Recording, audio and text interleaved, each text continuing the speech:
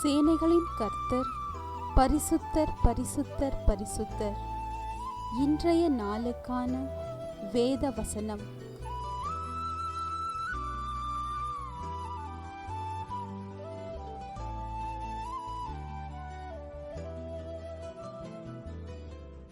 கர்த்தர் மேல் நம்பிக்கை வைத்து கர்த்தரை தன் நம்பிக்கையாக கொண்டிருக்கிற மனுஷன் பாக்கியவான். அவன் தண்ணீர் அண்டையிலே நாட்டப்பட்டதும் கால்வாய் ஓரமாக தன் வேர்களை விடுகிறது.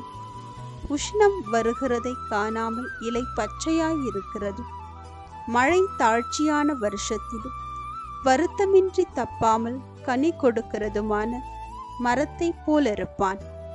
எரேமியா 17ஆம் அதிகாரம் 7 மற்றும் 8ஆம் வசனம்.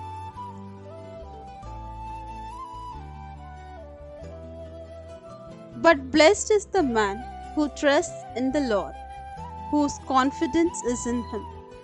He will be like a tree planted by the water that sends out his roots by the stream. It does not fear when the heat comes. Its leaves are always green.